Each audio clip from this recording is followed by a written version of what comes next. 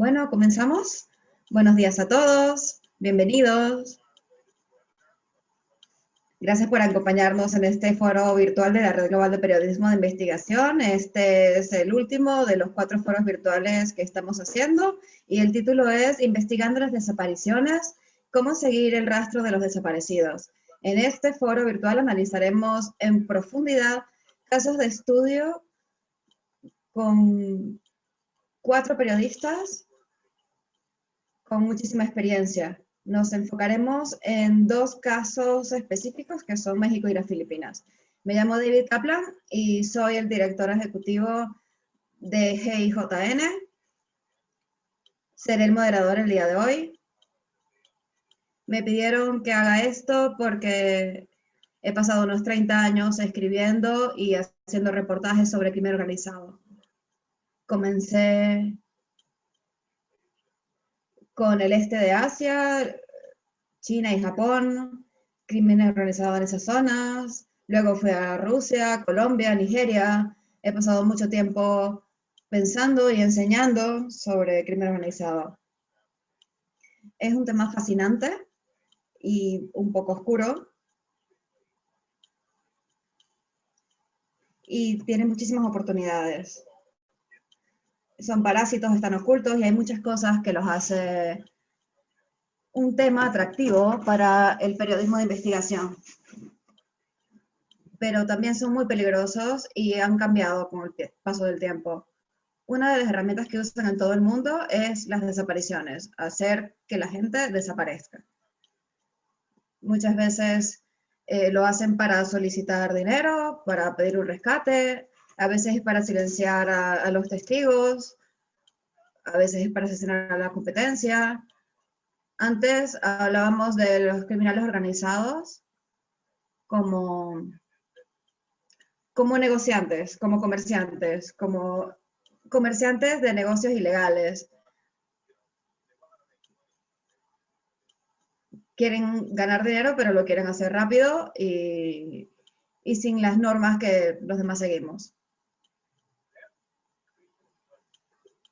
Eso cada vez es menos cierto. Cada vez son mucho más violentos. Y las normas de negocios legales o ilegales ya no se siguen de ninguna forma y se ven las desapariciones. Quiero hablar sobre definiciones rápidamente y luego voy a hablar sobre nuestros invitados del día de hoy. El crimen organizado es algo muy amplio hoy en día. Voy a ir a una definición de la ley de Estados Unidos. El Departamento de Justicia y el FBI utilizan esta normativa de Estados Unidos y lo dice muy bien, está abreviado como CSI, una compañía criminal continua. Eso es más o menos lo que es una pandilla de crimen organizado. Es la conspiración de 2 o más personas para cometer una serie de delitos serios y graves. Ahora, si se aplica esto en todo el mundo, se ve que hay muchas entidades que se ajustan a esta definición y no son solamente las mafias, no son solamente los Cosa Nostra o los Yakuza o los narcotraficantes de Latinoamérica, sino compañías enteras que hacen este tipo de cosas y que se ajustan a esta definición. Por ejemplo, las compañías de tabaco que exportan sus bienes para evadir impuestos entre fronteras, algunas de las decisiones que toman las farmacéuticas y países completos podrían calificar en este tipo de organizaciones criminales. Ayer había una historia en el New York Times de investigadores de la ONU que llegaron a la conclusión de que el gobierno de Venezuela es culpable de crímenes de guerra por su uso de asesinatos, de tortura, de violencia sexual y de desapariciones. Este es un crimen que sigue existiendo, así que hablaremos un poco de esto y hablaremos del rol de los periodistas en estos casos, ¿Qué es lo que deberían estar haciendo los periodistas con estos casos? Especialmente cuando el Estado ha fallado. Vamos a ver dos casos de estudio el día de hoy, como les mencioné anteriormente, de México y de Filipinas. Y la metodología sobre cómo investigar los hechos de estas situaciones.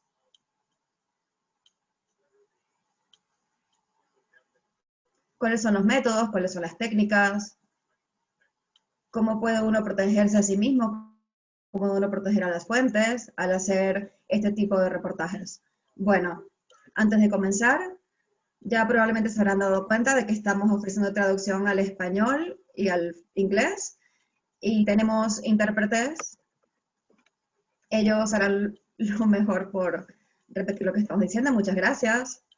Espero que nuestras instrucciones sean claras, pero solo para explicarles, se los repito. Pueden elegir en la parte inferior de la pantalla, si miran en el botón que dice interpretación, pueden elegir inglés, español o francés. Así que pueden escuchar este foro virtual en inglés. Seleccionan el idioma y luego asegúrense de silenciar el audio original porque si no van a tener muchos idiomas a la vez. Así que si quieren escuchar el foro virtual en español, hagan clic en el mismo botón y de nuevo seleccionen silenciar el audio original. Para escucharlo en francés se puede hacer lo mismo, se le da el icono de francés y luego se selecciona silenciar audio original. No se les olvide silenciar el audio original. Bienvenidos nuevamente. Voy a presentar a los ponentes del día de hoy. Hoy tenemos un equipo increíble. Tienen muchísima experiencia haciendo las investigaciones más difíciles que pueden encontrar los periodistas, que son las desapariciones, asesinatos o asesinos desconocidos. Así que vamos a comenzar con el equipo que hizo un trabajo extraordinario en México, en donde había desapariciones en un número alarmante. Así que tenemos a Alexandra Shanik, una periodista de México, y a Ginger Thompson de Estados Unidos. Alejandra es una periodista de investigación mexicana y una de las fundadoras de Quinto Elemento Lab, que trabaja con nosotros. Ella trabaja y es profesora de periodistas de todo el país y fue galardonada con el premio Pulitzer en la categoría de periodismo de investigación por su trabajo con David Barstow del New York Times, exponiendo sobre los sobornos multimillonarios de Walmart en México. Eso fue en 2012. Ha cubierto temas relacionados con el tráfico de drogas, corrupción estatal, asesinatos políticos y derechos humanos. Es una experta en usar la Ley de Información de México. A Shanik la acompaña Ginger Thompson, que también está aquí hoy. Ella es la directora en jefe de corresponsales de otro de nuestros miembros de ProPublica.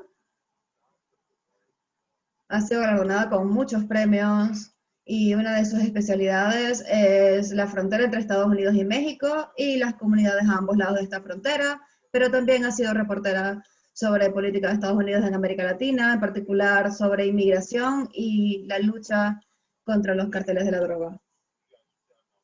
Cuando estén listos, yo voy a hacer una presentación de Claire y Andrew, pero por ahora comencemos con Shanik y Ginger.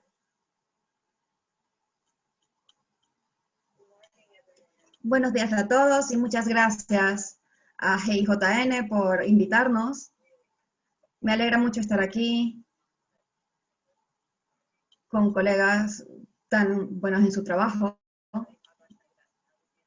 Anoche estaba hablando con Alejandra sobre cómo hacemos esto y pensamos en escribir un poco sobre la historia y sobre cómo abordamos esta historia. Y creo que cualquiera que lo haya leído sabe la historia y los que no lo hayan hecho, se trata sobre una masacre, es la historia de una masacre que ocurrió cerca de la frontera de Estados Unidos y México, o entre Estados Unidos y México, que es uno de los carteles más violentos de México, los Zetas. Y lo que me interesa a mí de esta historia, lo que me pareció interesante de esta masacre, es que fue provocada por una operación policial que comenzó en Dallas, Texas, por la administración en contra de las drogas. Yo escribí sobre tráfico de drogas en México y también había escrito sobre las políticas de tráfico de drogas en México y entendía que Estados Unidos tenía un papel muy importante al dirigir cómo era la pelea de México contra las drogas y esa guerra ha tenido muchísimas muertes, pero el papel de Estados Unidos en esas muertes no era completamente claro. Era difícil de determinar y en esta masacre en particular yo solo había obtenido algo de información que para mí representaba una oportunidad para aclarar las cosas y cuál es el papel que tiene Estados Unidos en la violencia que abunda tanto en México. Así que comenzamos a hacer la historia y yo inmediatamente supe que lo que quería para esta historia era hablar desde ambos lados de la frontera. Quería que las personas de todos los lados de esta masacre tuviesen una voz para contar lo que había pasado. Y entonces, una de las cosas más difíciles a las que nos enfrentamos, Shanique y yo, fue cómo hacer que las personas a ambos lados de esta masacre participen, porque si se piensa, nadie a ningún lado de esta masacre tendría un motivo verdadero para querer hablar de eso. Las personas en México todavía estaban un poco asustadas. La violencia en México da mucho miedo y no solo por parte de los carteles, sino también del gobierno. Las autoridades gubernamentales de Estados Unidos tampoco querían hablar mucho sobre esto o iban a tratar de no hacerlo y los miembros de los carteles pues tampoco, pero también queríamos que ellos nos hablaran sobre qué era lo que había sucedido. Entonces, para mí, pasé mucho tiempo pensando en todas las interacciones y en cómo abordarlas. ¿Cuál iba a ser la forma en la que yo iba a abordar a cada una de estas personas, con cada una de las personas con las que yo tendría que hablar? ¿Cómo iba a ser que hablaran conmigo? He estado haciendo este trabajo por muchísimo tiempo y entiendo que esencialmente las personas toman decisiones sobre si quieren hablar contigo o no en los primeros minutos. Y deciden eso basándose en si les caes bien.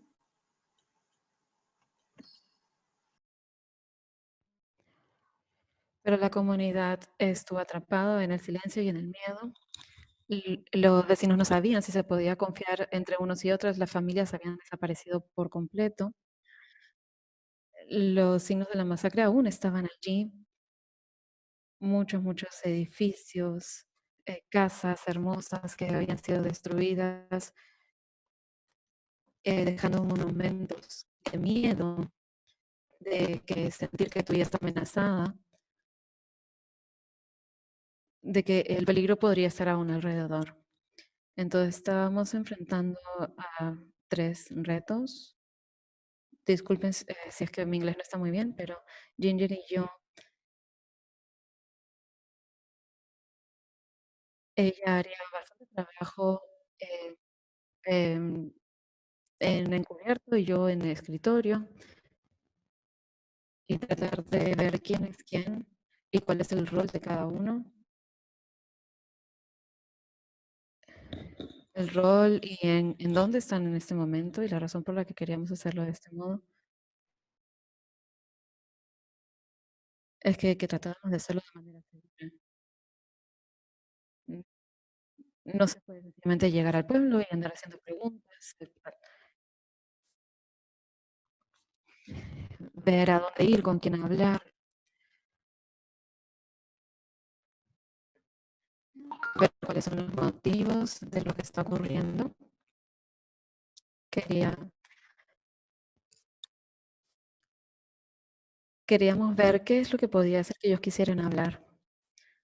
Entonces, primero era documentar Y en ese momento una herramienta importante era el Facebook, porque esto nos permitía básicamente tener la genealogía general de los políticos, de los activistas, de la gente común, ya que la gente común no necesariamente lee las historias de estos temas. Entonces era una colección de recursos y mapas. Entonces esto fue clave, que nos ayudó, y me parece que fue una de las cosas que estábamos hablando con Ginger, que son cruciales, y encontramos una fuente que había sido muy relevante en el momento de los eventos, que había estado en primera fila de los eventos, pero, pero ese país en ese momento había estado bajo perfil en su trabajo, y esta persona resultó ser un poco nuestra guía. Me imagino que Ginger va a querer más hablar de eso, porque me comentaste que querías hablar más de esto. Esencialmente, me parece que en todos lados de la frontera yo tenía a alguien que, como Shanique, como nuestra guía, y esta persona estaba en el gobierno en ese momento de la masacre, pero cuando lo encontramos cuidaba abejas, producía miel, pero conocía a todos en el pueblo, y su esposa conocía a más gente. Entonces, cada vez que íbamos al pueblo, parábamos ahí y lo veíamos al primero, para que nos dé información acerca de lo que había pasado y ayudarnos a hablar con otras personas, y para también saber qué tan seguro era que nosotros estamos ahí y que lleguemos a las personas, hablemos con gente. Entonces él sabía cuándo se abren las avenidas, dónde están los puntos de revisión, las cosas que teníamos que cuidarnos, las personas, porque cuando la gente ya notaba que estábamos ahí, entonces nosotros tratábamos de ir un poco en bajo perfil, empezar a hablar en el momento en que fuera posible, pero tratábamos de ir en bajo perfil para poder mantenernos seguros a nosotras mismas y también a nuestras fuentes. Entonces tratábamos de revisar qué tal nos estaba yendo en términos de mantenernos y a nosotras y a nuestras fuentes seguros. Y esa persona resultó ser de mucha ayuda. En el lado de los Estados Unidos pude obtener la colaboración del fiscal principal del caso que llevó a esta masacre. Y recuerdo la primera vez que hablé con él, recibí solo un poquito y le dije que iba a seguir trabajando en el tema, y regresé, y cada vez que regresaba me daba un poquito más, un poquito más. Entonces fue realmente con la ayuda del fiscal que pude tener acceso a los miembros del cartel que estaban involucrados en esta masacre.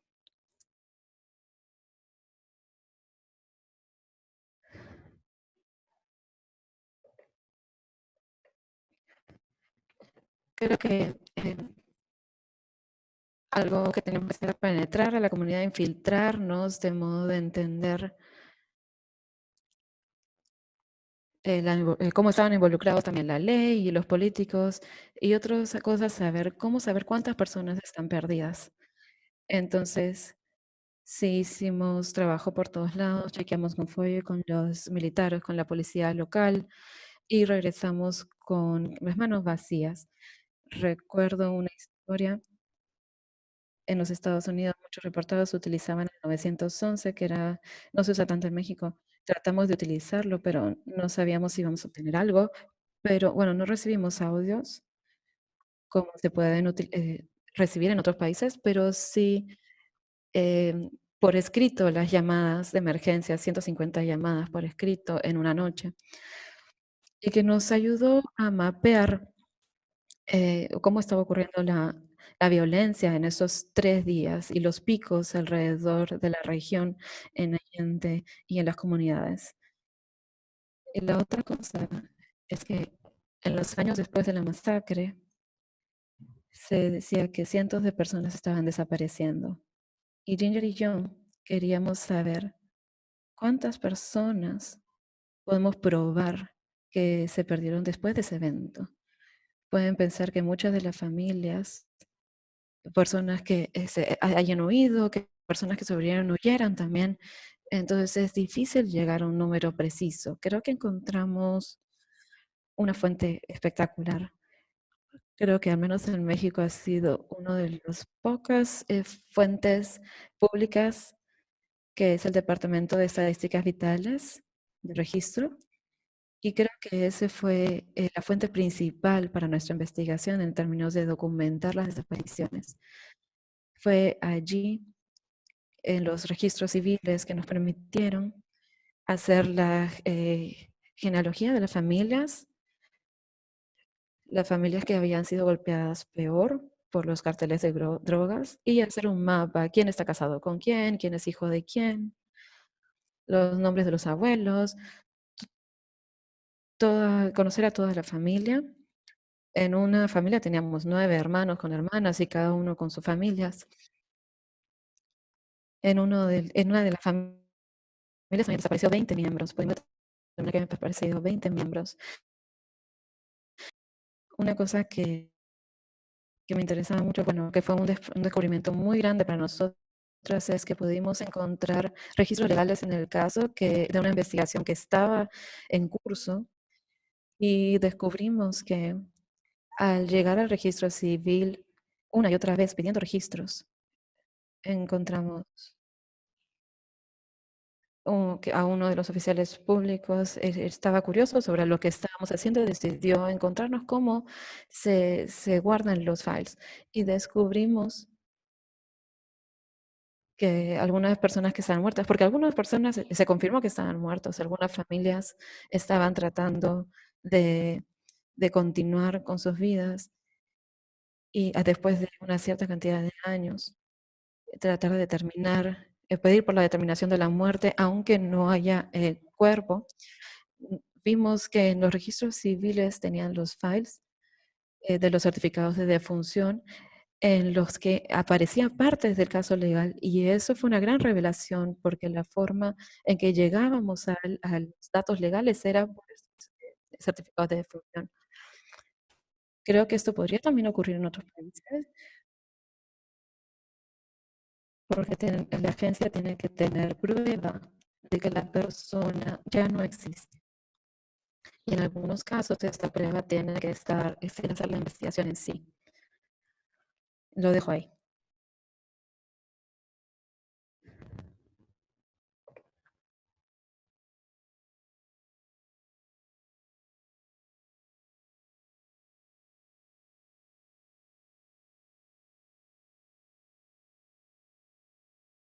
Pero que quiero seguir con nuestros ponentes, pero antes de continuar y se me olvide, ustedes están hablando de cómo conseguir información sobre estos casos, en este caso el abogado o las oficinas, y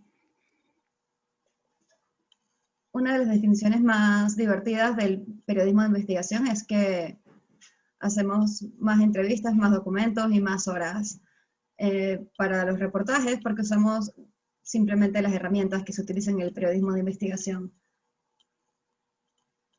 ¿Cuánto tiempo tomó para que estas personas de verdad hablaran con ustedes? Bueno, creo que el apicultor nos habrá dicho, nosotros nos sentábamos con él a desayunar y entonces tomamos un poco de machaca con él, cualquier cosa que tuvieran, antes de que quisiera hablar con nosotros y que sintiera que de verdad estábamos comprometidas con esta historia. Y lo mismo pasó con el abogado. Fueron 2 o 3 entrevistas antes de que dijera, bueno. Y luego, cuando volví y le dije que lo que estaba haciendo con Shanique, él me entendió. Él entendió lo que estábamos haciendo y entendió que éramos serios o que estábamos trabajando en esto muy seriamente. Claro, tienes que demostrar que estás muy comprometida con la historia. Y en cuanto al abogado, el abogado lo mismo, fue como, no logré que registrar nada de lo que me estaba diciendo hasta el final, pero hasta el final él solo estaba haciendo como una fuente por la parte trasera, no quería dar su nombre, pero después la gente permitió que dijéramos sus nombres y al principio simplemente estábamos entrevistando a todo el mundo, pero no podíamos dar los nombres de nadie. Bueno, rápidamente, cuando estabas haciendo estas relaciones, ¿quién conoce a quién y quién es la mejor fuente? ¿Quién podría haber muerto? ¿Qué usaron? ¿Una hoja de cálculo? ¿Un cuadro? ¿Cómo hicieron esto? Teníamos un PowerPoint y dibujos con árboles genealógicos y cosas así. Era como dibujar. Vale, muchas gracias. Deberíamos hablar más sobre cómo hicieron esta historia porque quiero saber cómo hicieron todo. Bueno, vamos a pasar a otro ponente. Sé que habrá muchísimas preguntas. Felicitaciones por una investigación tan buena. Pasamos de un caso de estudio a otro. Así que es mi privilegio volver a presentar a Claire y a Andrew. Ellos son un equipo ganador de Pulitzer. Claire creo que estaba en Manila en ese momento y creo que Andrew estaba en Bangkok. Ah, no, estaba en Hong Kong. Vale. Claire es estadounidense como yo. Es una corresponsal especial para Reuters. Y he seguido su trabajo durante muchos años. Es una de las mejores en su campo. A Andrew lo conocí cuando me mudé a Tokio. Uf, hace unos 25, 35 años, no sé. Ya se me olvidan las décadas en este momento. Él trabajaba por su cuenta, escribía muy bien y tenía muchísimas preguntas. Era muy valiente y seguía adelante. Buscando en el sur de China y los Malacas, ataques de gases en Japón. Mi parte favorita, Andrew, fue que te uniste a una expedición para encontrar gente en las montañas de China. Fue una misión fallida, desafortunadamente. Andrew es de Reino Unido, ha recibido 2 premios Pulitzer, el primero por su reportaje de los Rohingya en Myanmar y el segundo con Claire, por el trabajo del que vamos a hablar ahora.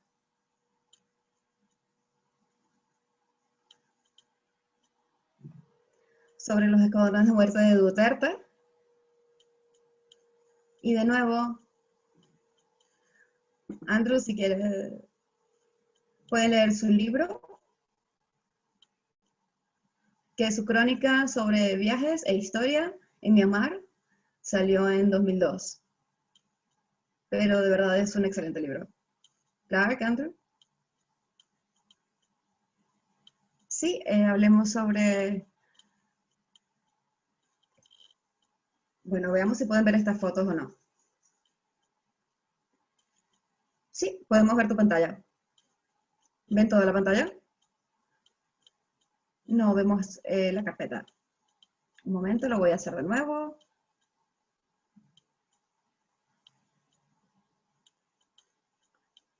Y ahora, sí, está bien. Los chicos de Davao. Así que quiero hablar con ustedes hoy de esto. Es una investigación sobre los chicos de Davao. Se trata sobre el escuadrón de la muerte del presidente Duterte. Explicaremos cómo usamos una combinación de reportajes de calle y técnicas para investigar. Así que este es Rodrigo Duterte. Durante muchas décadas él fue...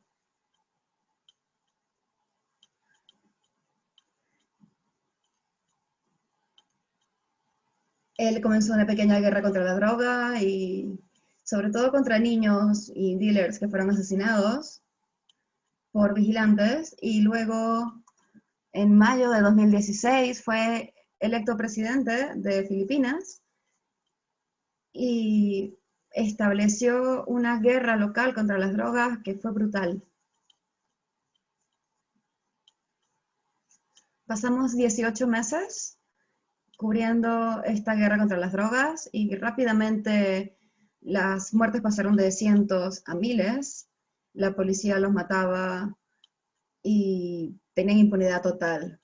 La primera vez que me enfoqué en las víctimas y las familias y en tratar de contar sus historias. También nos propusimos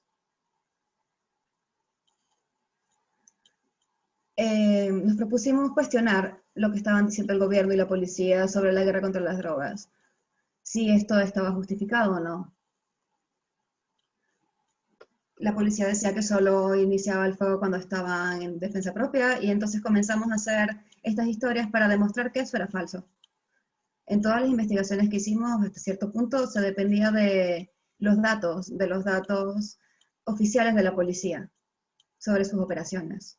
Y al principio, lo que hicimos fue recopilar toda la información, que fue increíblemente difícil. Teníamos que ir a las estaciones de policía en el precinto, en donde habían ocurrido los asesinatos. Si ven esta foto, pueden ver ese libro gigantesco. Ese es un libro de la policía y es donde uno se sienta. Así son la mayoría de las estaciones de policía en Manila, en la capital.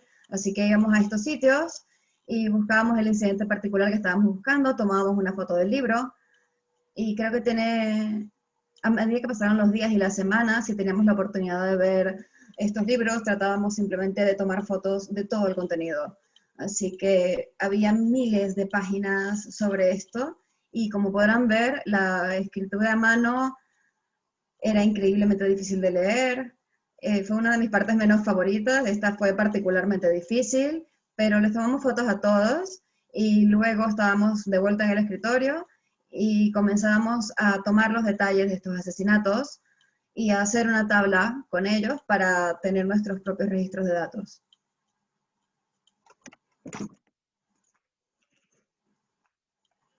Pasamos meses haciendo esto y después de meses de perseguir a la policía en toda Manila y en todos los distritos, terminamos con muchísimos conjuntos de datos.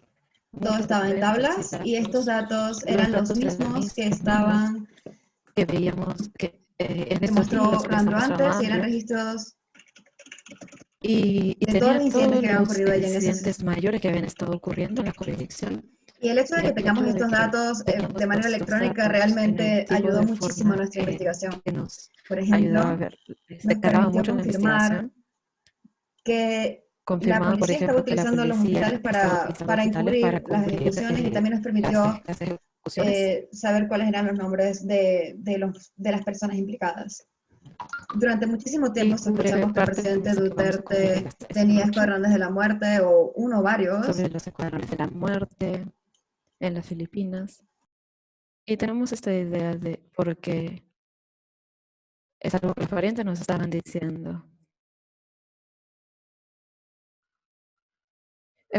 Bueno, que nos hablaban de por qué la guerra contra las drogas estaba haciendo que esta mortalidad sea tan fuerte. Y también estábamos viendo a la gente alrededor, porque este hombre que había sido alcalde y que había tenido este poder en esa zona, luego quedó en Manila y se había vuelto el jefe general y a ser el arquitecto de esta guerra contra las drogas. Y nos tomó días, semanas, meses, hasta años eh, analizar estos datos de la policía, lograr verlo claramente y ver los patrones, de dónde estaban viniendo los asesinatos. ¿Había algo que resalte acerca de alguno de los asesinatos? En una de las estaciones de policía, número 6 en Manila, podemos encontrar algo. Ahí encontramos que estaban los oficiales más asesinos, más brutales, y donde estaban los asesinatos más horrorizantes. Recuerda que involucraba a 7 personas y estas personas habían recibido disparos en una casa. Los vecinos y las familias describieron que los cuerpos habían sido llevados atrás de las casas, se los habían metido en un camión Uno de los oficiales involucrados en las operaciones muchas veces estaban no siendo nombrados, no siempre, pero a veces sí. Tomábamos estos nombres, estos datos y tomábamos especial atención a los oficiales que estaban escondiendo el número de cuerpos, pero de todas maneras son un poco que un mito. No tenemos realmente pruebas de la existencia de todos ellos. Pero tomábamos las pistas de nuestro reportaje en las calles. Una mujer nos dijo cómo la policía había disparado a su esposo en la cabeza en su casa eh, de una manera brutal, manera de ejecución, y recordaba algo en particular de que estos policías habían hablado entre ellos en el idioma, en un idioma local. Esta mujer tenía una pista acerca de la identidad del asesino de su esposo.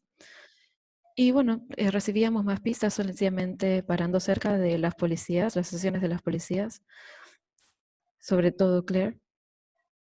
Y como saben, la policía un poco que se guardaba con nosotros. No hablaban tanto de las operaciones, pero eventualmente uno de ellos hizo una referencia a los chicos malos, otro mencionó que en el techo de la estación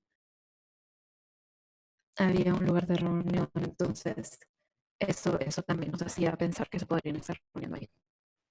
Sí, entonces a ese punto sospechábamos que encontramos a los diablos del asunto, a los chicos malos, pero aún necesitábamos la prueba, necesitábamos probar que habían venido del pueblo del presidente como parte de esta guerra contra las drogas. Necesitamos los documentos, las transcripciones, una orden para hacerlo. Pudimos encontrar algunos registros de dónde habían ocurrido varios asesinatos, pero no era lo que estuvieran compartiendo demasiado. Pero gracias a Dios por el Facebook. Me llamó la atención también que hubieran mencionado antes en México que utilizaban el Facebook, para nosotros también nos ayudó mucho. Es, es muy bueno. Muchas de las cuentas de estas personas son públicas y a veces tratan de esconderlas un poco, de mantenerlas ocultas un poco, contar las historias incompletas, pero una vez que nos dimos cuenta de que podíamos ubicar información ahí, empezamos a buscar a todos los nombres que teníamos de los bad boys, de los chicos malos, y pronto encontramos a un asesino con una carita de bebé y supimos de los registros policiales, de los incidentes que había estado involucrado en el asesinato de 56 personas. Y nos pasamos días viendo su cuenta y encontramos publicaciones como esta, con estas citas aterrorizantes de que le disparé en la cabeza por 2 o 3 veces. Y bueno, pasamos viendo las cuentas, viendo las imágenes, haciendo las conexiones con todos los amigos. Encontramos este documento. El, Logramos obtener la orden de transcripción con los nombres de todos los chicos malos, los bad boys, y viendo los incidentes en los que estaban involucrados y las víctimas, las ubicaciones. Y este asesino que les mostré antes también publicó una foto en Manila, fotos contentos con estos bad boys o chicos malos.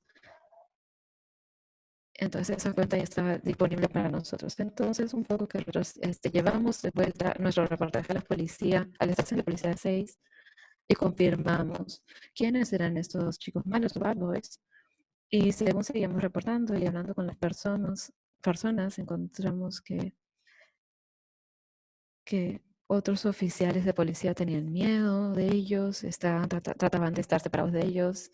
Si iban incluso a salir a comprar cigarrillos cruzando la pista, trataban de que no los vean.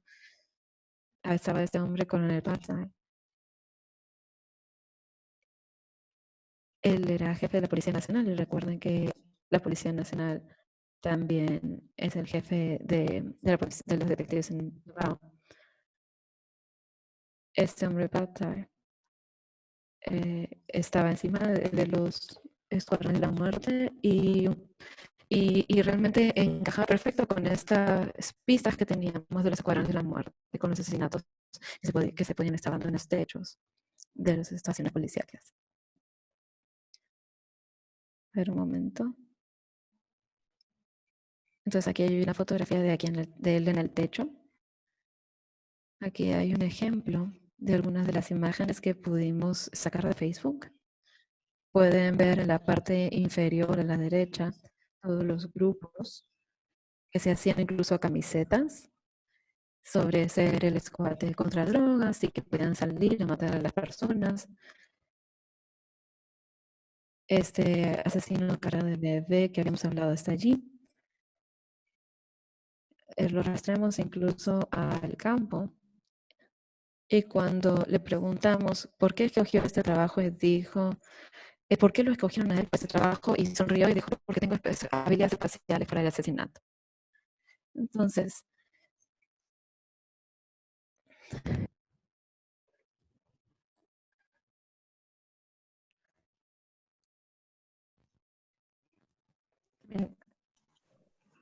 Y eso es porque descubrimos los patrones de los asesinatos y de los asesinatos en sí mismos, tomando los datos de la policía y utilizándolos en su contra. de esa manera podemos encontrar cosas muy interesantes contra los datos. ¡Wow! Increíble. Es un trabajo increíble lo que han hecho ustedes dos. Quiero confirmar algo. ¿Ustedes tenían la orden policial de la transferencia de los chicos y lo tomaron de la cuenta de Facebook? ¿Eso pasó así? Sí, de una foto. Increíble. Es increíble cómo Facebook tiene un papel tan importante en las investigaciones de ambos equipos. Creo que puede ser la prerrogativa del presidente y comenzaré con un par de preguntas, si no les molesta.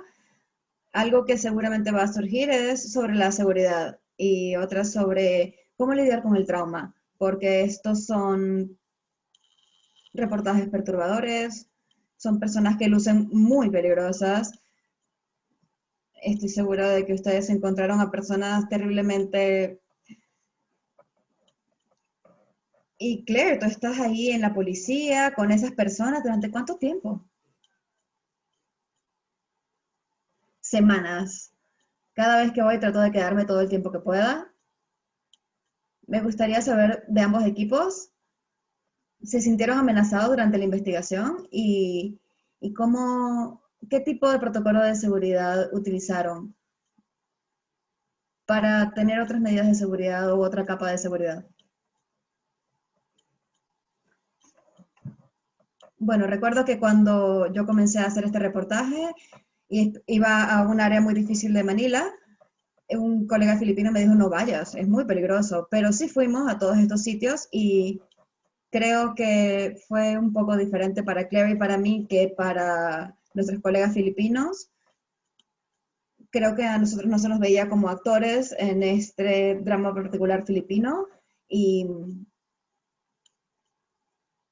entonces estábamos un poco alejados de la situación, pero sí tuvimos muchísimo cuidado. Cuando íbamos a áreas difíciles, nos esperaban conductores, le avisábamos a la gente que estaba en otros lugares donde íbamos a estar, dónde íbamos a hacer las entrevistas, así que las personas siempre sabían exactamente dónde estábamos, básicamente todo el tiempo. Y hacia el final de la investigación, cuando nuestras investigaciones pasaron de ver los patrones de los asesinatos a los, a los asesinos, Claire y yo hicimos un equipo y estuvimos juntos siempre para cuidarnos mutuamente mucho más, particularmente cuando estábamos en áreas mucho más peligrosas de Manila. Déjame preguntar al otro equipo. Creo que hay algunos corresponsales en Filipinas que tienen otras medidas de protección y también creo que ustedes dos habrían estado completamente expuestos en México, en donde hay menos, si es que hay alguna protección estos días para los, para los asesinatos de periodistas o los asesinatos de extranjeros. Bueno, me gustaría que Shanik hable un poco más de esto, porque yo estoy de acuerdo con Andrew. Yo creo que como un estadounidense sí tenían un nivel de protección, pero también me parece que fuimos cuidadosos sobre cómo lo hicimos. en Allende, por ejemplo, mi primer día yo estaba, como dice Shanique, el cartel durante esta masacre tumbó muchísimas casas, muchas cuadras de casas y destruyeron casi toda la ciudad o grandes partes. Y el primer día yo quería ver un poco de la destrucción y me paré delante de una casa destruida y a medida que estaba parada ahí o cuando estaba parada ahí, vi que empezaba a bajar gente y era un montón de carros armados y se pararon delante de la casa donde yo estaba parada y pensé, bueno, aquí está, es el cartel, no sé qué era esto. Y los tipos se bajaron del carro, tenían armas y en el carro central y en el carro del centro había 3 personas que salieron y eran periodistas estadounidenses y los reconocí y yo los conocía. Y ellos llegaron a la ciudad en esta caravana armada y nos miramos mutuamente y yo les dije como, pero esto es para ustedes esta caravana. Y se dijeron, sí, como tú llegaste tú. Y yo simplemente señalé el carro que había alquilado. Creo que hay momentos en los que simplemente hay que participar en situaciones peligrosas. Si estás cubriendo una guerra, hay que meterse en situaciones difíciles. Y en estos casos, en esta ciudad que había sido aterrorizada durante tanto tiempo por el cartel y por el gobierno, en conexión con el gobierno, yo no quería estar conectada ni con el gobierno ni con nadie, como este grupo que estaba llegando con escoltas del gobierno. Yo sabía que si quería que las personas hablaran conmigo, lo último que tenía que hacer era llegar a sus puertas con un convoy armado. Y pienso que lo que hay que pensar más es qué es lo que te mantiene a salvo y a veces no es ir bien protegido, sino ir con perfil muy bajo. Shanik, ¿qué piensas tú sobre esto en cuanto a seguridad, en cuanto a protocolos de seguridad y en cómo hacerlo mejor? Bueno, yo creo que Ginger, cada vez que ella y yo íbamos a Allende, había muchas cosas que pensar en cuanto a cómo hacerlo y entonces teníamos una estrategia. Ginger tenía un protocolo con sus editores, ella se reportaba con ellos cada cierta cantidad de horas. Hablamos mucho sobre los riesgos y sobre si era mejor ir en un carro alquilado con matrículas estadounidense o mexicana y a ella le pareció que era mejor tener la mexicana, llevar las ventanas abajo para que todo el mundo pudiera vernos, para que pudieran ver que las personas que estaban manejando el carro eran mujeres y esta serie de cosas. ¿Dónde estacionar? ¿Cuándo estacionar? ¿Cuántas vueltas podíamos dar a la ciudad? No queríamos que nos vieran, no queríamos que nadie nos pudiera perseguir, ni que pudieran registrar lo que estábamos haciendo, y entonces había entrevistas que hacíamos en los límites de la ciudad, fuera de la ciudad, y para mantener la seguridad de las fuentes. Y creo que algo que aprendí es la importancia de tener muchísimo cuidado sobre cómo se contacta a la gente, los chats que se guardan en WhatsApp. Creo que algo que puede ser muy importante es viajar con un celular en blanco que no tenga nada de información, que no tenga nada de nada, y cada vez que regresas a tu hotel, lo que nosotros hacíamos era que nos quedábamos en otra ciudad, en un hotel bien fuera más allá de la frontera con México, pero lo más importante simplemente es eh, tener registros de todo y borrar tu celular, guardar las cosas en línea.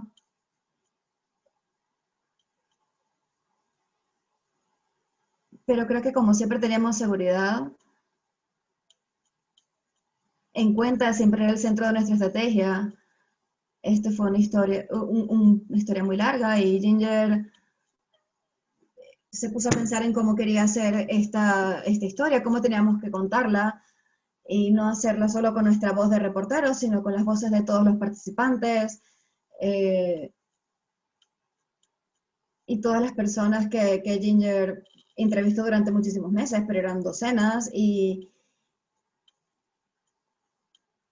y todas estas voces terminaron en la historia, pero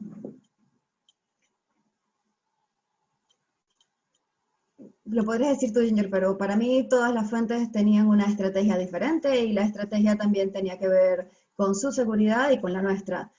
No solamente cómo hacer que hablaran con nosotros, cómo hacer que se sintieran confiados, sino también cómo presentarnos a nosotros mismas. Por ejemplo, yo no iba a muchas de estas entrevistas porque me parecía que, que podría ser menos confianza si no estaba solamente Ginger. Y si ellos estaban más cercanos a Ginger, pues era mejor que estuviese sola. Pero siempre pensábamos en la seguridad como el centro de nuestra estrategia. Shanik, ¿tú no fuiste a las entrevistas porque tenías una relación con Ginger o porque... No, a veces deliberábamos sobre si era mejor que fuese una sola persona a la entrevista o si era mejor que fuésemos las dos, qué podría ser más seguro y qué podría ser más constructivo para hacer la relación y la confianza con la persona, y también sobre la seguridad. Y, por ejemplo, si veían que eran dos mujeres manejando por la ciudad o en un lugar en específico, en una dirección en específico, o probablemente solo una. Entonces todo eso lo tomamos en cuenta y en nuestras mentes cuando estábamos tomando decisiones caso por caso. Y hubo entrevistas que Yannick hizo y que yo no sería capaz de hacer. Había veces que era, de nuevo, cada persona, como necesitábamos que estas personas en algún momento nos dieran sus nombres, necesitábamos una historia oral y necesitábamos que nos contaran cosas, necesitábamos que nos contaran todo. No, no queríamos citarlos, queríamos hacer una historia completa.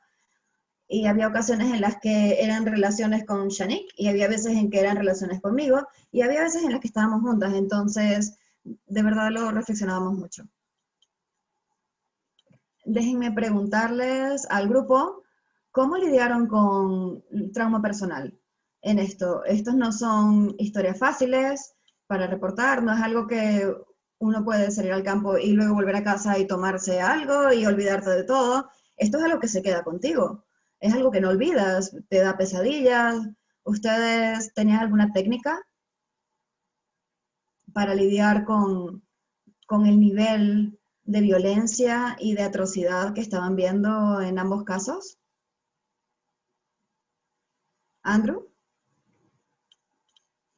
Sí, puedo hablar un poco. Personalmente, a mí me ayuda a tener una esposa y unos hijos a los cuales quiero volver. Me parece algo que me da muchísima paz, pero no todos tenemos esa suerte. Yo en ese momento estaba en Filipinas, así que no tenía que verlos en Bangkok, era un vuelo de 3 horas, pero eso me ayudaba mucho. Yo estoy consciente de que todavía estoy procesando parte de la información que vi en ese momento, pero todavía siento que me afecta en ocasiones. Es peligroso, es algo que uno tiene que tener mucho cuidado, pero creo que también es muy útil trabajar con otra persona y no solo por el trauma, sino simplemente por el desarrollo de la historia. Así que Claire y yo hablábamos mucho, hablábamos constantemente por teléfono o cuando estábamos trabajando juntos sobre lo que habíamos visto, sobre las pistas que teníamos que podrían crear otras investigaciones, y creo que ese acompañamiento constante fue muy, muy útil para ayudarnos a procesar gran parte de las cosas que estábamos viendo.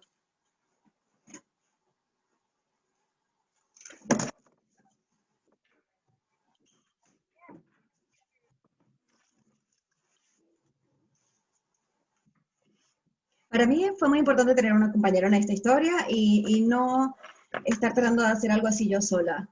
Incluso si tienes trabajos de reportaje antes o si has hecho cosas parecidas, no es algo que yo personalmente haría sola. Y es por la capacidad, no sé cuántas veces al día hablábamos de una manera o de otra, simplemente hablábamos constantemente. Ginger, ¿cómo lo hiciste tú? Yo creo que Andrew cubrió todo, pero creo que trabajar juntos, trabajar con una pareja, fue algo que nos ayudó muchísimo, porque yo podía llamar a Shanique, por ejemplo, y ella a veces me contactaba para asegurarse, para preguntarme cómo estaba. Estuvo en Allende conmigo, estaba todo el tiempo en contacto conmigo y yo con ella, pero También era el poder pasar por momentos difíciles y simplemente desahogarse. Yo me desahogaba con ella por teléfono, por mensajes de texto y a veces para celebrar nuestros propios éxitos sobre los avances del reportaje. Yo estoy completamente de acuerdo con el otro equipo. No, no es el tipo de proyecto que yo habría querido hacer sola.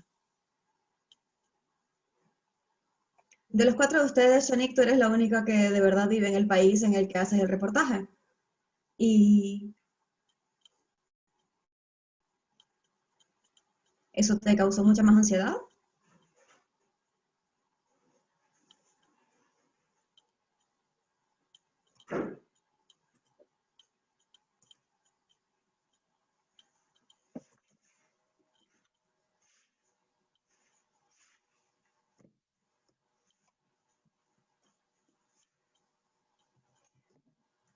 Cuando fuimos al rancho donde presuntamente habían matado a muchas de estas personas, nosotros hicimos estas cosas juntas.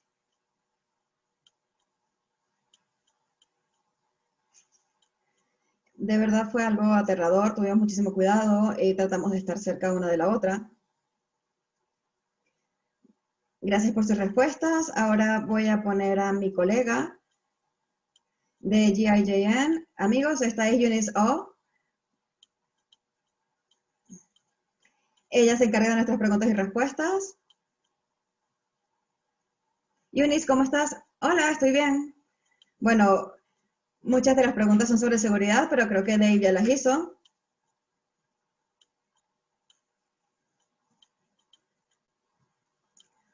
Ella habló sobre cómo sus fuentes no dejaron registrar sus nombres. ¿Cómo se hace que las personas en poder se abran más sobre este tipo de temas, incluso después? Es casi imposible, así que ¿cómo se puede hacer para obtener información de las autoridades? Y segundo, si la información de las autoridades no lleva a ninguna parte, ¿cuál es el segundo lugar donde se debe buscar? Y hay otra pregunta relacionada. ¿Cómo hacen los periodistas para ser abiertos sobre sus intenciones y querer investigar? Y también sobre sus identidades como periodistas y con crimen organizado y con organizaciones corruptas. Esas son preguntas muy buenas y la verdad se trata sobre lo más difícil de este trabajo, de este tipo de investigación. Yo sabía desde que comencé que en ProPublica que sin cooperación real de las autoridades de Estados Unidos no iba a ser una historia tan poderosa para nosotros. Nosotros de verdad queríamos, se han escrito muchas historias sobre masacres en México, desafortunadamente, porque hay muchísimas masacres en México, pero poder achacarle una al gobierno de los Estados Unidos fue algo muy importante para ProPublica. Así que lo primero que yo hice en esta investigación con Shanique fue que yo tenía que saber que había alguna manera de poder hablar con las autoridades y que si trabajaba de cierta manera iba a lograr eso, iba a lograr obtener esa información. Algo de esta masacre que, como dijo Shanique, es que nosotros comenzamos a hacer esta historia y ya había pasado 5 años de la masacre, así que gran parte de la investigación que iba a suceder alrededor de la masacre ya se había hecho. Estados Unidos realmente no tenía ningún interés por la masacre, era simplemente una parte pequeña de una investigación más grande, era una consecuencia de una investigación más grande y gran parte de esa investigación simplemente se había archivado. Así que no era tan difícil para mí obtener la información del abogado ni que él se relacionara conmigo porque básicamente la investigación se había cerrado.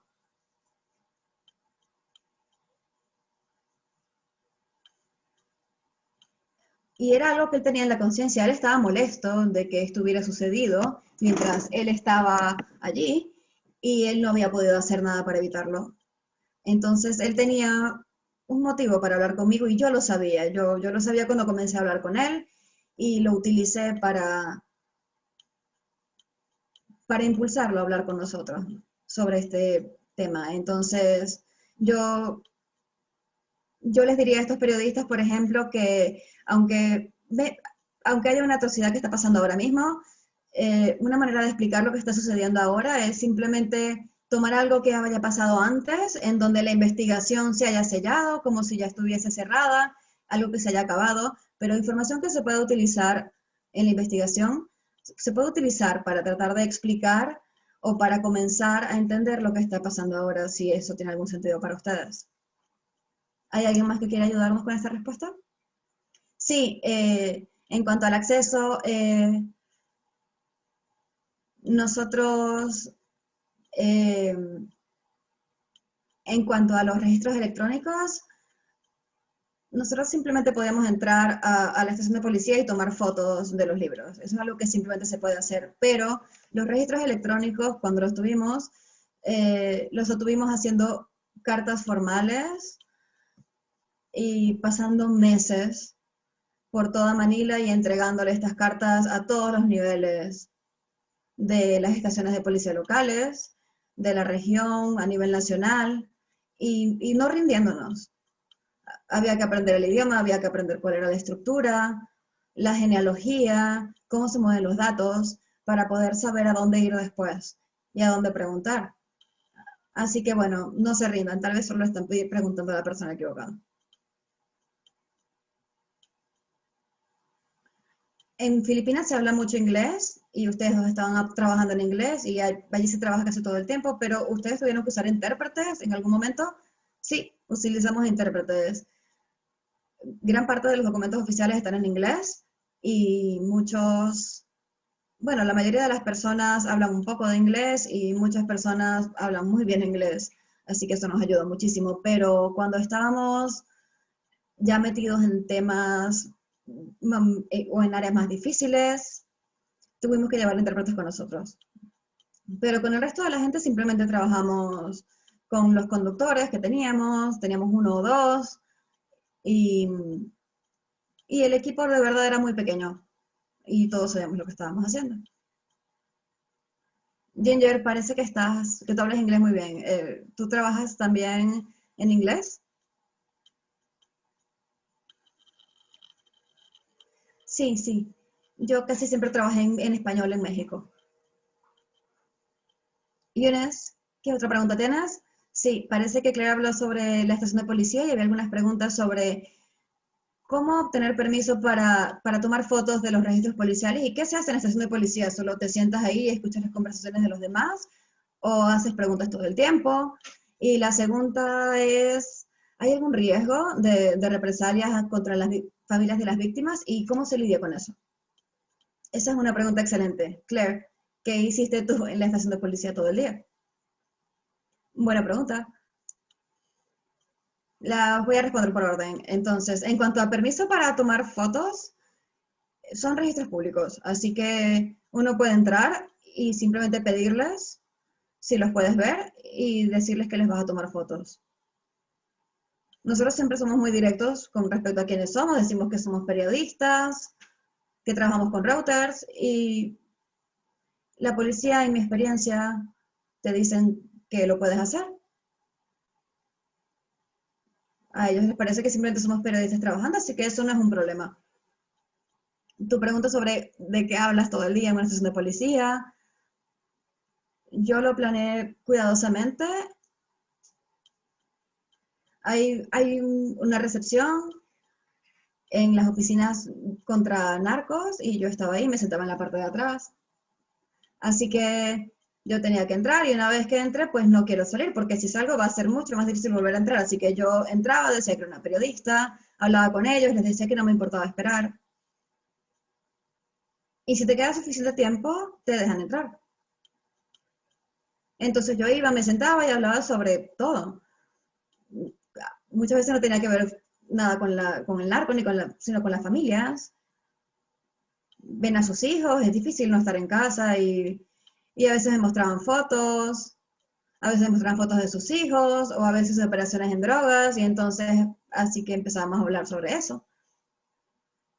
Yo les preguntaba si les habían disparado alguna vez porque a ellos les gusta contar estas cosas y muchas veces tienen muchas historias de ese tipo y entonces eso llevaba a otra foto del celular del tipo mientras estaba sentado con un chaleco antibalas y una máscara y un rifle semiautomático y una historia muy loca sobre unos disparos y luego entonces comienzas a tratar de seguir la conversación y ver a dónde terminas. Y había una pregunta sobre represalias, ¿no? ¿Quieres que responda eso también o a que la respondamos? Sí, a mí esto es lo que siempre me preocupa cuando hablamos con las familiares de las víctimas, pero que yo sepa, ninguna de las personas con las que nosotros hayamos hablado recibió ningún tipo de represalias. Tuvimos mucho cuidado. Siempre les pedimos o les decimos a la gente quiénes somos y la organización con la que trabajamos, que queremos publicar sus historias. Y en muchos casos las personas tienen muchísimas ganas de contarnos lo que ha pasado porque se siente como lo más cercano que pueden tener a la justicia y es simplemente hablarnos y es triste, pero cada vez que ellos se quejan de que, por ejemplo, ha habido ejecuciones de la policía en una operación policial, nosotros nos contaban que iban a presentar una denuncia y ellos realmente eran los asesinos y entonces a quien se le pide ayuda. Si daban vueltas por la estación de policía podrían ver al asesino de su familiar, así que casi nunca iban a la policía.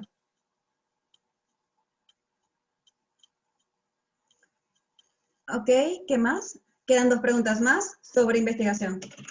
En tu investigación de Facebook, ¿tuviste que crear cuentas falsas y hacerte amigo de la gente o Para sus simplemente investigaciones, Facebook eran tiene que hacerse publicaciones como abiertas? Esa cuentas es la primera falsas. pregunta. Y la segunda es Y que otra alguien estaba pregunta, alguien hablando está hablando sobre de hacer conexiones conexiones y mapas para con diferentes material fuentes, de pero fuente que hay abierta. ¿Y qué personas que pasa no con la quieren gente que ser no encontradas que no quiere que la y que pueden estarse descubran? ¿Qué escondiendo. ¿Qué métodos tipo de métodos utilizarían utilizarían cuando no cuando esto no da los ayudan resultados que los esperan? materiales de fuentes abiertas? ¿Alguien? Uy, Shanika, habla. Ok, solamente para hablar de Facebook. Las cuentas de Facebook que hemos estado viendo, todas estaban abiertas en ese caso. Y no producimos ninguna cuenta falsa para poder ser amigos de ellos. Pero sí, más adelante en la investigación, Claire y yo estuvimos involucrados en otras investigaciones en batallas en Myanmar y genocidios. Allí sí creamos otra cuenta. No era una cuenta falsa, era una cuenta para mí.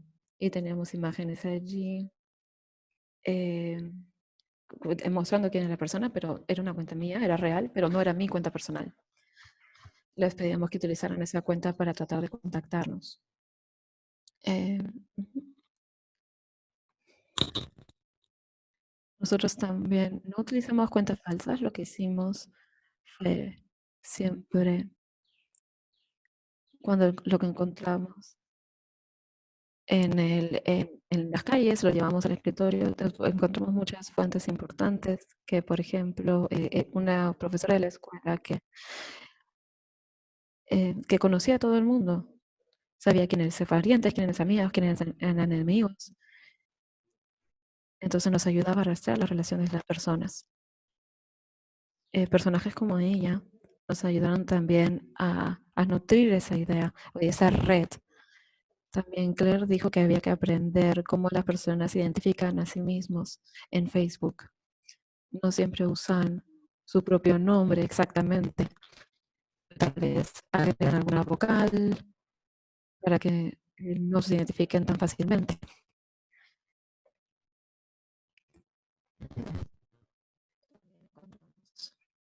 Hay grupos de chat que estaban utilizando, grupos de Yahoo. También encontramos, retrocediendo al momento que se utilizó en ese momento en la frontera para terminar la comunicación. El lugar ese que las personas estaban publicando cosas en ese momento.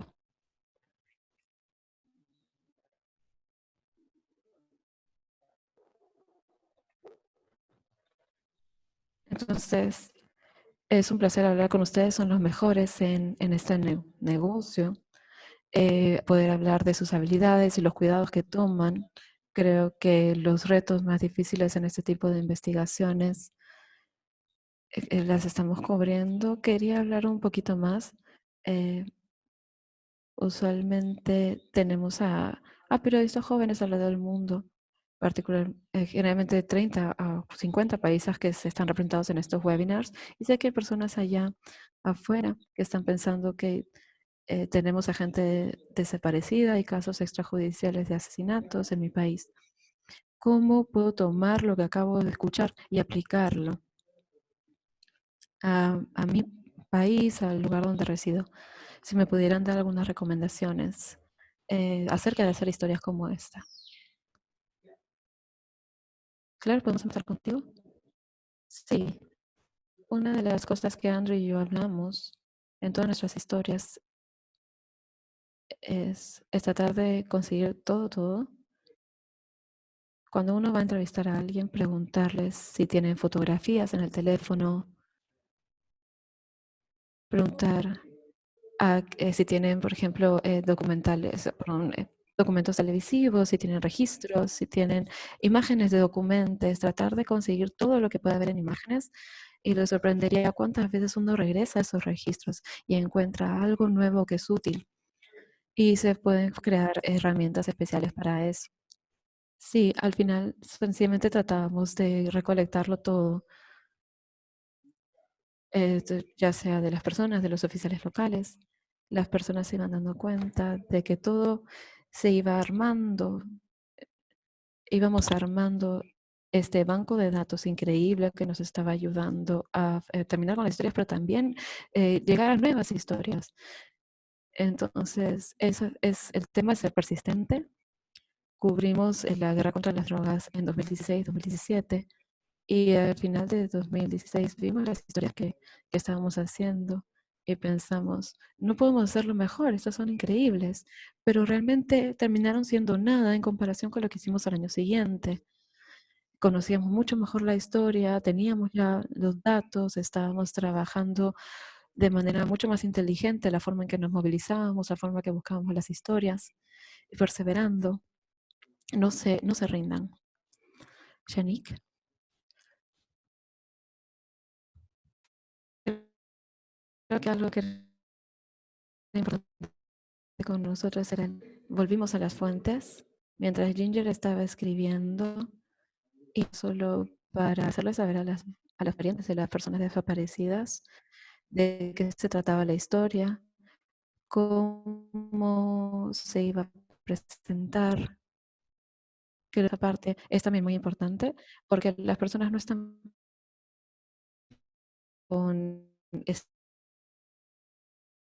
ser parte de los medios, ver su nombre. Creo que es bastante importante prepararlos para la publicación también. Ginger, ¿nos puedes llevar al cierre aquí? ¿Qué es lo que recomendarías más para los campos? Para tratar de que esto funcione.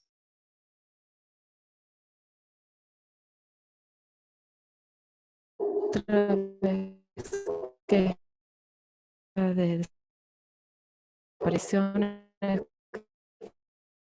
fue culturas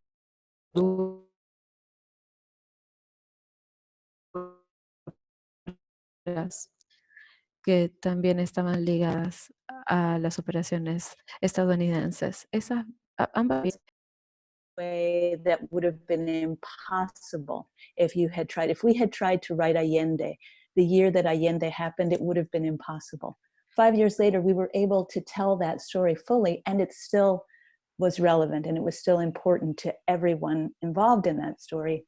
And so I would encourage people to think about,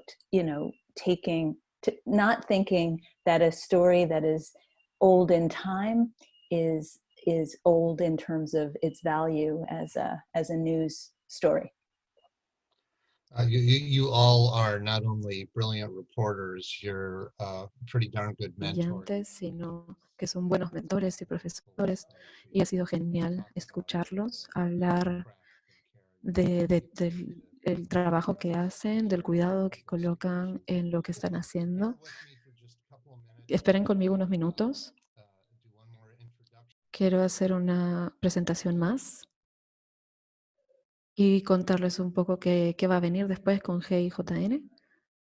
GIJN, si no lo saben, es la asociación más grande de ONGs y grupos de periodismo de investigación. Tenemos 184 organizaciones en 77 países, incluyendo el Quinto Elemento de Yannick en México, República aquí en Estados Unidos. Esto es la última parte de un webinar de 4 partes que hemos estado haciendo en la desaparición de personas por el crimen organizado. Y lo estamos haciendo junto con el Fondo de Resiliencia. Es un grupo con el que hemos trabajado para eso. Es el Fondo de Resiliencia de la Iniciativa Global contra el Crimen Organizado Transnacional. Vamos a hablar con la directora del fondo, ella es Siria. ¿Estás ahí, Siria? Allí está. Bueno, les presento a Siria, ya está aquí. Saluda, Siria. Hola, muchas gracias por su trabajo. Gracias nuevamente por nuestros socios de GIJN, por crear esta serie, organizar estos clases, lecciones que podemos aprender acerca de las desapariciones en el crimen organizado. El Fondo de Resiliencia se fundó en 2019 para apoyar a la respuesta comunitaria contra el crimen organizado y apoyamos las organizaciones de medios que investigan los crímenes, que ayudan a las familias de personas perdidas, a los grupos y organizaciones que construyen estas investigaciones. Y también tenemos la beca de resiliencia, que se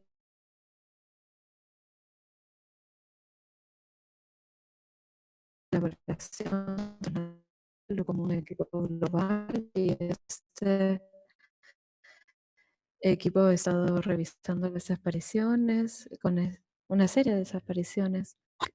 Bueno, eso es lo que queremos profundo en el entendimiento acerca de este fenómeno,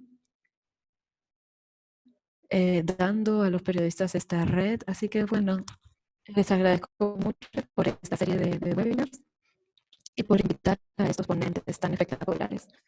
Muchas gracias, Siria.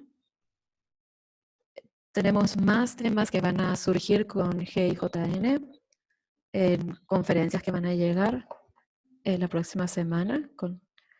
Y vamos a hacer algunas sesiones de red para los periodistas internacionales. Tenemos un par de webinars que van a llegar pronto, van a empezar en octubre 1 y luego una semana después, enfocados en la elección de los Estados Unidos, y vamos a tratar de explicar todas las cosas locas que han estado ocurriendo en los Estados Unidos a la audiencia global para hablar de los ángulos de investigación. Tenemos una primera clase para si quieren seguirnos más adelante, vean por favor nuestro Twitter. Vamos a estar contando lo que ocurre y nuestro boletín de información. Me parece que ya les hablaron de eso también en el recuadro de chat. Antes de irnos, quería agradecer a Claire, a Yannick, a Andrew y a Ginger. Muchas gracias, podría escucharlos hablar todo el día. Les agradezco mucho. Y